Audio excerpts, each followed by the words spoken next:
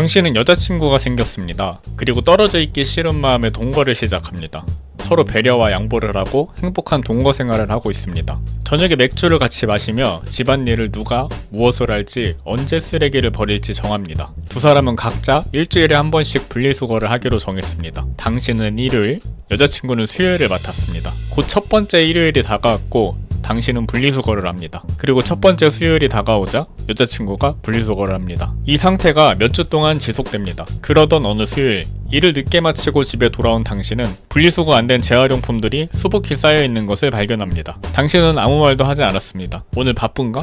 무슨 일 있었나? 너그러운 마음으로 다음날 하겠지 하고 그냥 넘어갑니다. 하지만 그 주 일요일, 분리수거 더미는 분리수거통 밖으로 넘쳐 있습니다. 여자친구는 끝내 분리수거를 하지 않은 것입니다. 당신은 분리수거를 하라고 말을 하고 싶었지만 여자친구는 집에 없고 하루 종일 자리를 비운 상태였습니다. 그래서 결국 당신이 분리수거를 합니다. 다음 수요일이 오자 여자친구는 분리수거를 합니다. 모든 것이 잘 풀리고 다시 정상으로 돌아온 것 같습니다. 그러나 그 다음 수요일 또다시 늦은 밤 분리수거가 가득 찬 것을 발견합니다. 당신은 여자친구에게 가서 무슨 일 있냐고 물어봅니다.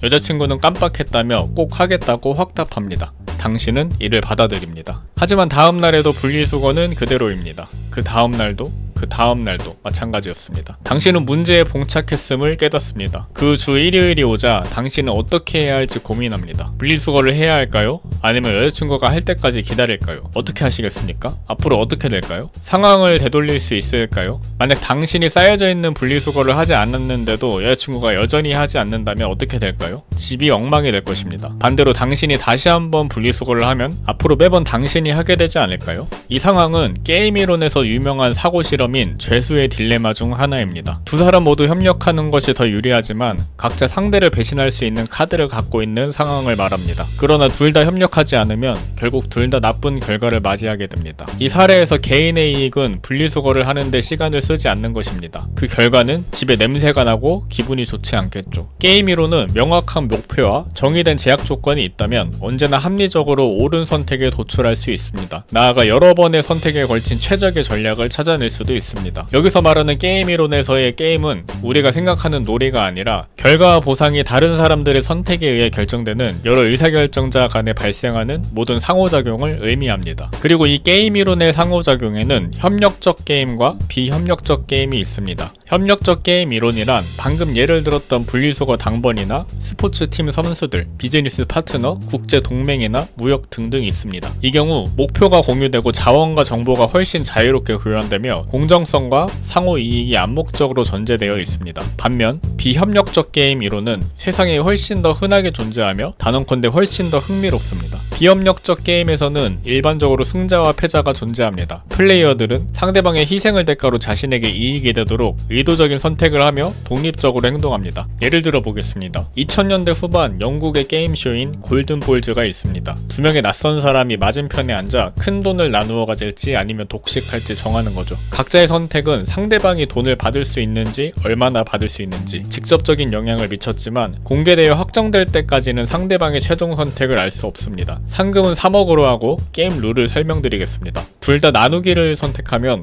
돈을 똑같이 나눠 가집니다. 한 명은 나누기, 다른 한 명은 독식을 선택하면 독식을 선택한 사람이 돈을 전부 차지하고 상대는 아무것도 얻지 못합니다. 둘 다 독식을 선택하면 두 사람 모두 아무것도 얻지 못합니다. 여기서 뭘 선택하는 게 가장 이득일까요? 이론상으로는 우위 전략이라는 게 있습니다. 우위 전략이란 상대방이 어떤 행동을 하든 관계없이 플레이어에게 가장 좋은 결과를 제공하는 선택을 의미합니다. 그리고 이것은 항상 가장 합리적인 선택이 됩니다. 이 선택은 최고의 결과를 가져올 수 있는 가능성을 찾는 것이 아니라 상대의 결정은 내가 통제할 수 없기 때문에 상대가 무엇을 하든 나에게 가장 최선인 결과를 선택하는 것입니다. 따라서 골든볼즈에서 가장 합리적인 행동은 항상 독식을 선택하는 것입니다. 왜냐하면 상대가 나누기를 선택하면 내가 독식을 해야 더 많은 돈을 얻기 때문입니다. 상대방이 독식을 선택하더라도 내가 독식을 하는 것이 나누기를 하는 것과 액수상으로는 같지만 상대에게 이용당하거나 조종당하지 않는다는 점에서 더 낫습니다. 어떤가요? 하지만 인생은 게임쇼가 아닙니다. 현실 세계에서는 시간, 시간, 불확실성, 영향력, 그리고 자원 간에 훨씬 더 복잡한 상호작용이 존재합니다. 누군가가 분리수거를 한 번 하거나 하지 않는다고 해서 그 게임이 끝난 것은 아닙니다. 그 관계와 공간은 앞으로 이뤄질 수도 있고 경색될 수도 있습니다. 기업이 다른 기업을 비방하거나 파트너십을 맺을 때 그 게임은 끝난 것이 아닙니다. 보복이나 자원의 성장이 뒤따를 수 있고 실제로 뒤따를 것입니다. 한 국가가 다른 국가를 공격하고 보복하고 동맹을 맺을 때 그 게임은 끝나지 않습니다. 전쟁이 시작되거나 끝날 수 있으며 국가가 흥하거나 망할 수 있습니다. 이 모든 것을 염두에 둘 때 인생 전반에서 가장 효과적인 의사결정은 무엇일까요? 과연 존재할까요? 이 질문에 정치학자 로버트 엑셀로드는 여러가지 연구를 하고 검증을 하기 위해 실험을 했는데 결과는 매우 흥미로웠습니다. 우승 전략이 매우 복잡하거나 경쟁적이거나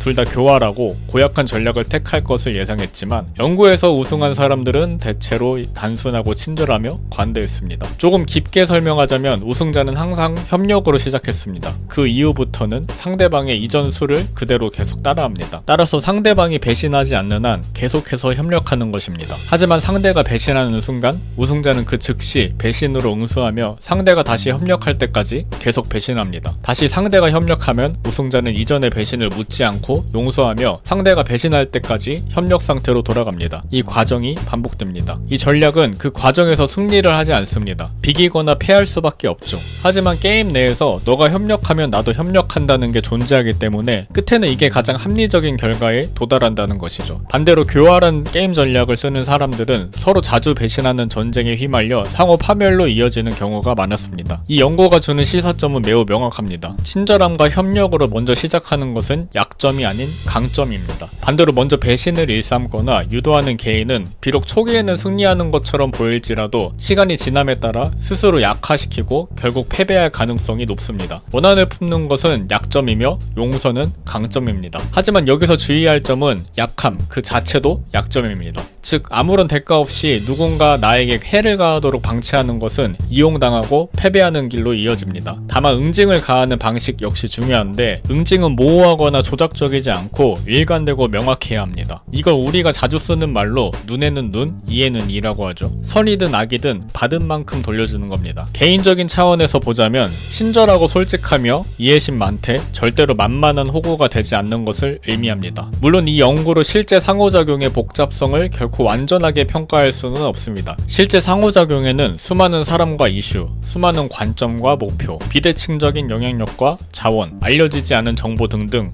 혼돈이 수반됩니다. 그리고 가장 중요하게는 사람의 마음은 매우 감정적이고 또 감정적이며 악의적이고 비이성적인 본성이 개입됩니다. 그러나 궁극적으로 게임이론은 우리에게 많은 교훈을 줍니다. 그중 하나는 모든 상호작용과 게임이 항상 승리만을 위한 것은 아니라는 것입니다. 항상 승리에만 집중하는 전략은 실제로 전체적인 승리에서 효과적이지 않을 수 있습니다. 우리가 삶의 다양한 영역에서 진정으로 성공하고자 한다면 무승부와 패배의 순간이 수없이 존재해야 하며 존재할 수밖에 없습니다. 그러나 매 순간, 매 상호작용마다 다시 시도할 용기와 마음을 열고 앞으로 나아간다면 나 자신을 지키고 나의 가치를 진실되게 지켜내며 우리 주변의 세계와 만나고 하나가 되기 위해 노력한다면 우리는 더 크고 중요한 승리를 얻을 수 있을 것입니다. 타인이 우리에게 협력할지 배신할지 우리는 결코 진정으로 알거나 통제할 수 없습니다. 하지만 내가 협력할 것인지 왜 협력하는지를 스스로 알고 통제할 수 있습니다. 그리고 우리가 내리는 각각의 결정이 현재와 미래에 우리가 참여하는 모든 게임의 성격과 결과에 영향을 미치며 관계나 목표, 시스템,